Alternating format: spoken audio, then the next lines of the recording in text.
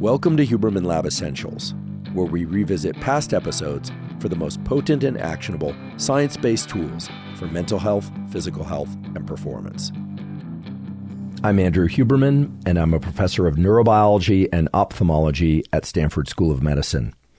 This podcast is separate from my teaching and research roles at Stanford. It is, however, part of my desire and effort to bring zero cost to consumer information about science and science-related tools to the general public. Today, we're going to talk about and focus on skill learning. We are going to focus on how to learn skills more quickly, in particular motor skills. So if you're interested in how to perform better, whether or not it's dance or yoga or even something that's just very repetitive like running or swimming, this podcast episode is for you. We're going to go deep into the science of skill learning, and we are going to talk about very specific protocols that the science points to and has verified allow you to learn more quickly, to embed that learning so that you remember it, and to be able to build up skills more quickly than you would otherwise. Let's talk about the acquisition of new skills. These could be skills such as a golf swing or a tennis swing, or you're shooting free throws, or you're learning to dance, or you're learning an instrument. I'm mainly going to focus on athletic performance. There are basically two types of skills: open loop and closed loop. Open loop skills are skills where you perform some sort of motor action and then you wait and you get immediate feedback as to whether or not it was done correctly or not. A good example would be throwing darts at a dartboard. So if you throw the dart, you get feedback about whether or not you hit the bullseye. That's open loop. Closed loop would be something that's more continuous. So let's say you're a runner and you're starting to do some speed work and some sprints, and you're running and you can kind of feel whether or not you're running correctly, or maybe you even have a coach and they're correcting your stride. That's closed loop, because as you go, you can adjust your behavior and you can adjust the distance of your steps, or you can adjust your speed, or you can adjust your posture. You're getting feedback on a moment-to-moment basis. There are essentially three components of any skill that involves motor movement, and those are sensory perception, actually perceiving what you are doing and what's happening around you. Then there are the actual movements. And then there's something called proprioception. And proprioception is often discussed as kind of a sixth sense of knowing where your limbs are in relation to your body. Now, skill learning has a lot of other dimensions too, but those are the main ones that we're going to focus on. So anytime we learn something, we have to decide, is it open loop or closed loop? The second question should be, what should I focus my attention on? Auditory attention, visual attention, or proprioception. Should I focus on where my limbs are relative to my body, or should I focus on the outcome? Okay, this is a critical distinction. You can decide to learn how to do a golf swing or dance tango and decide that you are going to focus on the movements of your partner or the positions of your feet, or maybe you're going to sense the position and posture of your body, which is more proprioceptive. Okay, so you have to allocate your attention, and I'm going to tell you how to allocate your attention best in order to learn faster. So these are the sorts of decisions that you have to make. So we can really simplify things now. I've given you a lot of information, but we can simplify it. Basically, open loop or closed loop, that's one question. And what am I going to focus on? And then your neurology will take care of the rest. So now I want to talk about realistic expectations. Somewhere in Hollywood, presumably, it got embedded in somebody's mind that instant skill acquisition was possible, that you could take a particular pill and you would suddenly have a skill. And I love movies, but it simply doesn't exist. Then the self-help literature created another rule called the 10,000 hours rule. And frankly, that doesn't really match the literature, at least the scientific literature, either.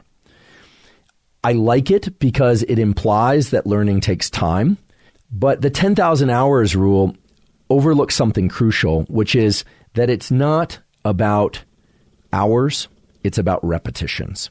Now, of course, there's a relationship between time and repetitions, but there are some beautiful experiments that point to the fact that By simple adjustment of what you are focused on as you attempt to learn a new skill, you can adjust the number of repetitions that you do, you adjust your motivation for learning, and you can vastly accelerate learning. Some of you may recognize this by its internet name, which is not a scientific term, which is the Super Mario effect. The Super Mario effect relates to the game Super Mario Brothers, but you'll see why at the end. But basically what they did was they had 50,000 subjects, which is an enormous number of subjects, learn a program, essentially taking words from a computer program or the commands for a computer program that were kind of clustered in a column on the right. And those commands are essentially translate to things like, go forward, and then if it's a right-hand turn in the maze, then go right and continue until you hit a choice point, etc. So it's a bunch of instructions, but the job of the subjects in these experiments were to organize those instructions in a particular way that would allow a little cursor to move through the maze successfully. It takes some skill. You have to know what commands to give in what particular order, and they made that very easy. You could just assemble them in a list over onto the right. Now, there were two groups. And one half of the subjects, if they got it wrong, meaning they entered a command and the cursor would move and it was the wrong command for this little cursor to move through the maze, they saw a signal jump up on their screen that said, "That did not work, please try again." The subjects would reorganize the instructions and then the little cursor would continue. And if they got it wrong again, it would say, "That did not work, please try again." Okay? The other half of the subjects, if they got something wrong, were told, "You just lost 5 points. Please continue." So that's the only difference in the feedback that they got.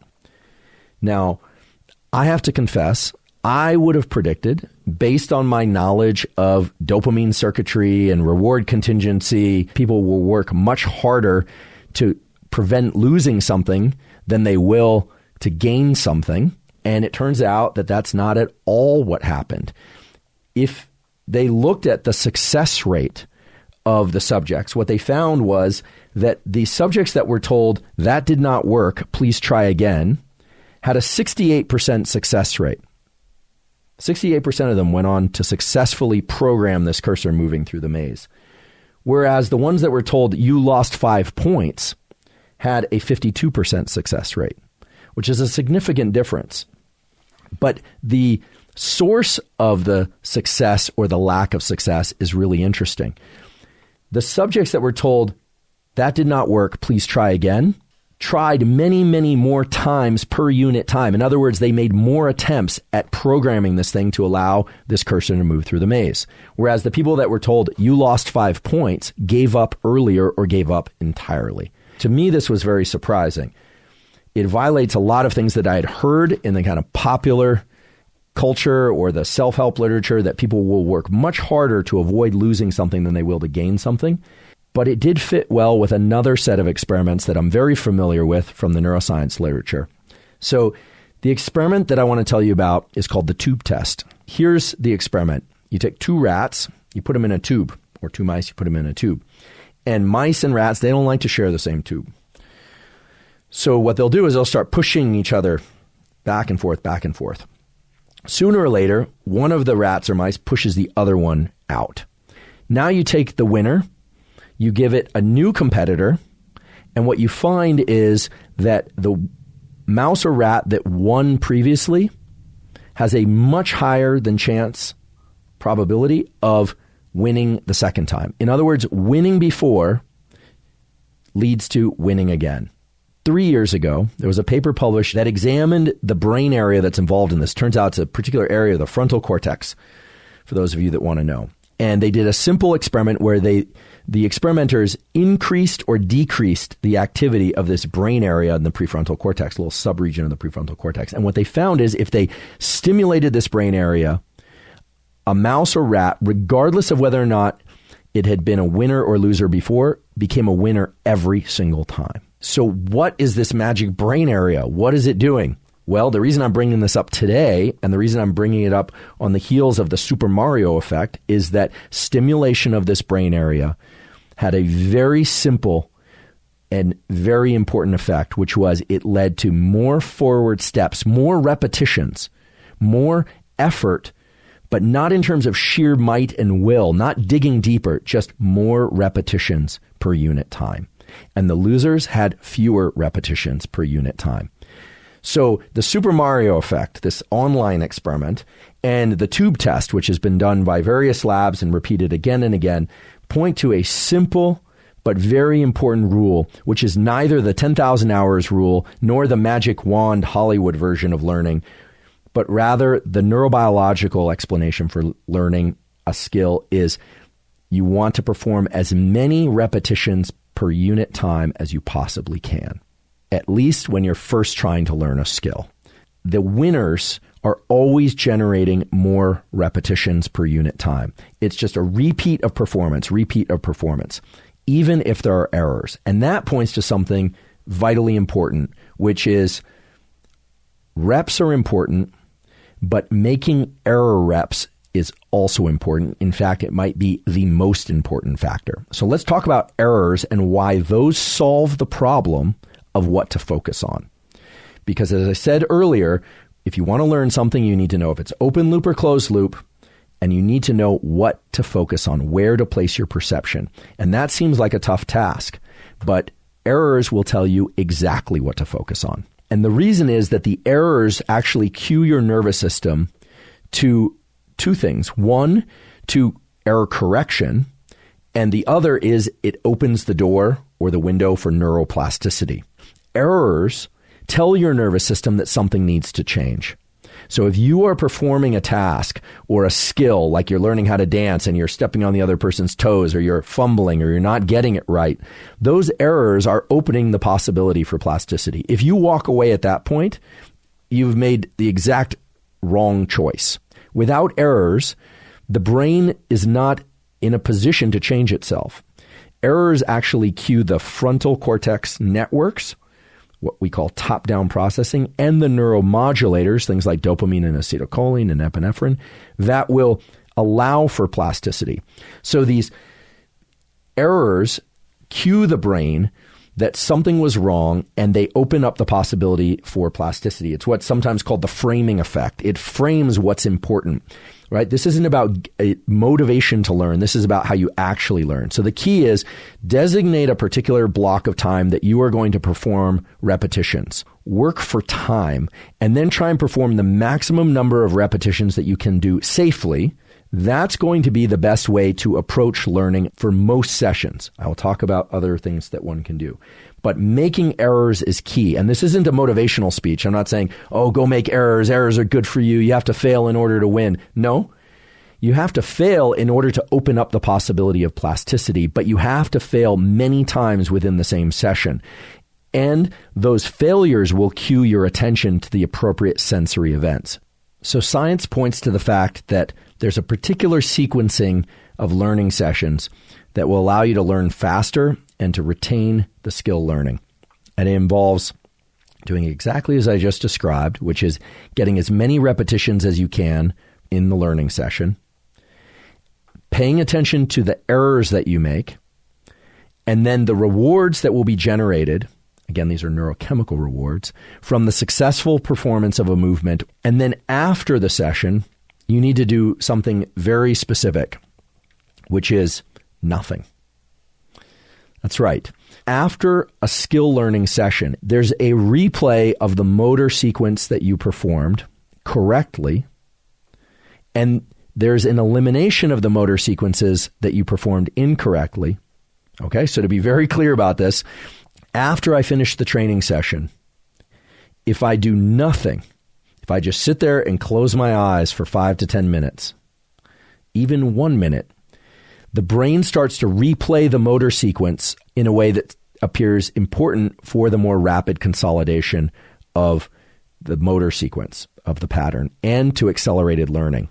So you have this basic learning session, and then a period of time afterwards in which the brain can rehearse what it just did. At the beginning of learning any skill, and as we approach from uncertain to skilled to mastery, we want to reduce uncertainty. And that's really what the nervous system is doing. It's trying to eliminate errors and hone in on the correct trajectories. If you perform a lot of repetitions and then you use a period immediately after, we don't really have a name for this post-learning kind of idle time for the brain. The brain isn't idle at all. It's actually scripting all these things in reverse that allow for deeper learning and more quick learning.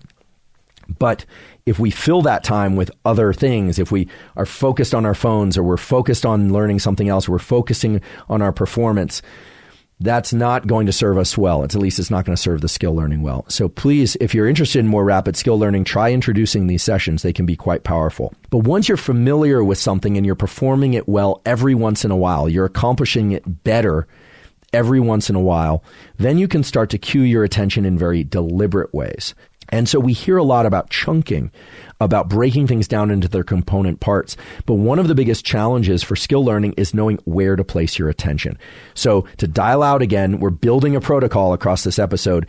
Early sessions, maybe it's the first one, maybe it's the first 10, but during those initial sessions, the key is to make many errors, to let the reward process govern the plasticity, let the errors open the plasticity, and then after the learning sessions, to let the brain go idle, at least for a short period of time, and of course to maximize sleep. As you start incorporating more sessions, you start to gain some skill level. Learning to harness and focus your attention on particular features of the movement, independent of the rewards and the feedback, right? So the reward is no longer whether or not you struck the target correctly, but simply the motor movement, focusing your, for instance, in a dart throw, on the action of your arm. That is embedding the plasticity in the motor pattern most deeply. That's what's been shown by the scientific literature. So we're breaking the learning process down into its component parts. As we get more and more skilled, meaning as we make fewer and fewer errors per a given session, per unit time, that's when attention can start to migrate from one feature, such as the motor sequence, to another feature, which is perhaps one's stance, and another sequence component of the sequence, which would be the result that's one getting on a trial-to-trial basis. Some of you may be wondering about speed of movement. There are some data, meaning some decent papers out there, showing that ultra-slow movements, performing a movement essentially in slow motion, can be beneficial for enhancing the rate of skill learning. However, at least from my read of the literature, it appears that ultra-slow movements should be performed after some degree of proficiency has already been gained in that particular movement. Now, that's not the way I would have thought about it. I would have thought, well, if you're learning how to do a proper kick or a punch in martial arts or something, that ultra-slow movements at first are going to be the way that one can, best learn how to perform a movement, and then you just gradually increase the speed. And it turns out that's not the case. And I probably should have known that. And you should probably know that, because it turns out that when you do ultra slow movements, two things aren't available to you. One is the proprioceptive feedback is not accurate, because fast movements of limbs are very different than slow movements of limbs. So you don't get the opportunity to build in the proprioceptive feedback. But the other reason why it doesn't work is that it's too accurate. You don't generate errors. And so the data that I was able to find showed that very slow movements can be beneficial if one is already proficient in a practice. When should you start to introduce slow learning? Well, it appears that once you're hitting success rates of about 25 or 30%, that's where the super slow movements can start to be beneficial. But if you're still performing things at a rate of, 5 or 10% correct and the rest are errors, then the super slow movements are probably not going to benefit you that much. Also, super slow movements are not really applicable to a lot of things. For instance, you could imagine throwing a dart super slow motion, but if you actually try and throw an actual dart, the dart's just going to fall to the floor, obviously. Some of you already have a fair degree of proficiency, of skill in a given practice or sport or instrument. And if you're in the sort of advanced intermediate or advanced levels of proficiency for something. There is a practice that you can find interesting data for in the literature, which involves metronoming. So this, you'll realize, relates to generating repetitions. You can use a metronome to set the cadence of your repetitions. And if you do that, what athletes find is they can perform more repetitions, they can generate more output, you can increase speed. A number of really interesting things are being done with auditory metronoming. There are actually some wild experiments out there. You know, there's a world championship of cup stacking. There's a young lady who I saw could take all these cups spread out on a table and basically just stack them into the perfect pyramid in the least amount of times. All the kids go wild. This is something I've never thought to pursue and frankly never will pursue unless my life depends on it for some reason. But it's really impressive. And if you look at the sequence, because these have been recorded, you can look this up on YouTube, what you'll find is that these expert cup stackers, it's just all about error elimination. But there too, metronoming and auditory cues can actually cue them to pick up the cups faster than they would ordinarily and to learn to do that. Now, what's interesting about this and is cool is that your attention is now harnessed to the tone, to the metronome, not necessarily to what you're doing in terms of the motor movement. And so really, you need a bit of proficiency. Again, this is for people who are intermediate or advanced, intermediate or advanced. But what you're essentially doing is you're creating an outside pressure, a contingency, so that you generate, again, more errors. So it's all about the errors that you get. And if you harness your attention to this outside contingency, this metronome that's firing off and saying, now, go, now, go, now, go, not only can you increase the number of repetitions, errors, and successes, but for some reason, and we don't know why, the regular cadence of the tone of the metronome and the fact that you are anchoring your movements to some external force, to some external pressure or cue, seems to accelerate the plasticity and the changes and the acquisition of skills beyond what it would be if you just did the same number of repetitions without that outside pressure. Let's talk about visualization and mental rehearsal. I've been asked about this a lot, and I think it relates back to that kind of Matrix Hollywood idea that we can just be embedded with a skill. But the question we're going to deal with today is, does it help? Does it let you learn things faster? And indeed, the answer appears to be yes, it can. However, despite what you've heard, it is not as good. It is not a total replacement for physical performance itself. Okay, so I'm going to be really concrete about this. I hear all the time that just imagining contracting a muscle can lead to the same gains as actually contracting that muscle. Just imagining a skill can lead to the same increases in performance as actually executing that skill. And that's simply not the case. However, it can supplement or support physical training and skill learning in ways that are quite powerful. Mental rehearsal, closing one's eyes typically, and thinking about a particular sequence of movement and visualizing it in one's quote-unquote mind's eye, creates activation of the upper motor neurons that's very similar, if not the same, as the actual movement.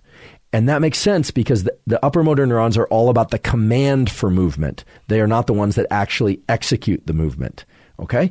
Remember, upper motor neurons are the ones that generate the command for movement, not the actual movement. The ones that generate the actual movement are the lower motor neurons and the central pattern generators. So the point is, if you want to use visualization training, great. But forget the idea that visualization training is as good as the actual behavior. You hear this all the time. People say, do you know that if you imagine an experience to your brain and to your body, it's exactly the same as the actual experience? Absolutely not. This is not the way the nervous system works. I'm sorry. I don't mean to burst anybody's bubble, but your bubble is made of myths. And the fact of the matter is that the brain, when it executes movement, is generating proprioceptive feedback. And that proprioceptive feedback is critically involved in generating our sense of the experience and in things like learning. So I don't say this because I don't like the idea that visualization couldn't work. In fact, visualization does work, but it doesn't work as well. It doesn't create the same milieu, the same chemical milieu, the same environment as actual physically engaging in the behavior, the skill, the resistance training, etc. Many of you are probably asking, what can I take in order to accelerate skill learning? Well, the conditions are going to vary, but motivation is key. You have to show up to the training session motivated enough to focus your attention and to perform a lot of repetitions in the training sequence. That's just a prerequisite, right? There's no pill that's going to allow you to do fewer repetitions and extract more learning out of fewer repetitions. It's actually more a question of what are the conditions that you can create for yourself such that you can generate more repetitions per unit time. I think that's the right way to think about it. What are the conditions that you can create for yourself in your mind and in your body that are going to allow you to focus? There are a few compounds that I think are worth mentioning because of their ability to improve the actual physical performance, the actual execution of certain types of movements. And some of these have also been shown to improve cognitive function, especially in older populations. So I'd be remiss if I didn't at least mention them. I'm only going to mention one today, in fact. The one that's particularly interesting and for which there really are a lot of data is alpha-GPC. And I'm going to attempt to pronounce what alpha-GPC actually is. It's alpha-glycerophosphocholene, right? Alpha-GPC, alpha-glycerophosphocholene. See, if I keep doing it over and over, repetitions, alpha-glycerophosphocholene. There, I made an error. Okay, so the point is that alpha-GPC, which is, at least in the United States, is sold over the counter, typically is taken in dosages of about 300 to 600 milligrams. That's a single dose, or have been shown to do a number of things that for some of you might be beneficial. One is to enhance power output. So if you're engaging in something like resistance training or sprinting or something where you have to generate a lot of power, well then, in theory, alpha-GPC could be beneficial to you.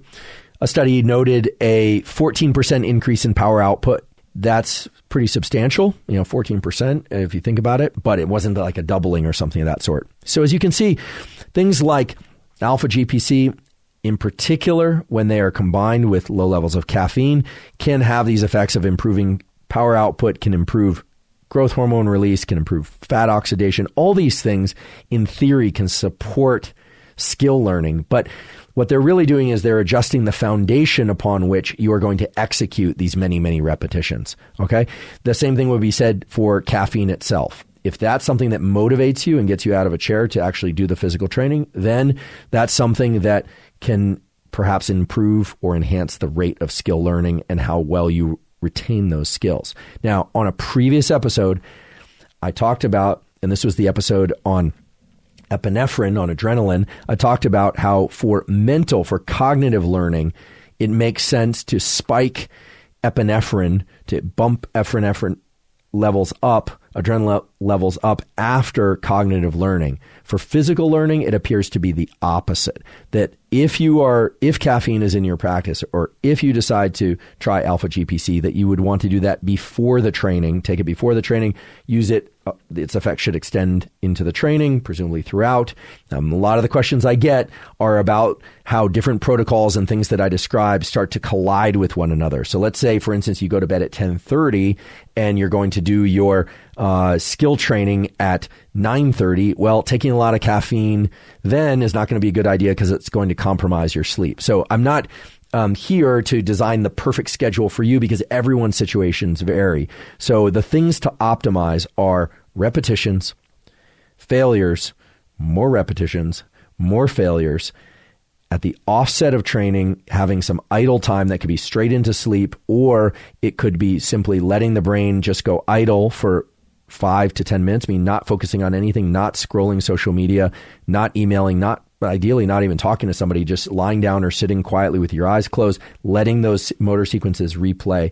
Use things like metronoming, where you're cueing your attention to some external cue, some stimulus, in this case an auditory stimulus most likely, and trying to generate more repetitions per unit time. So you now are armed with a lot of information about how you generate movement, and I like to think that you're also armed with a lot of information about how to design protocols that are optimized for you, or if you're a coach, for your trainees, in order to optimize their learning of skills of various kinds. And I should say that for those of you that are short on time or have limited amounts of time, 10 minutes of maximum repetitions, maximum focus, skill learning work is going to be very beneficial.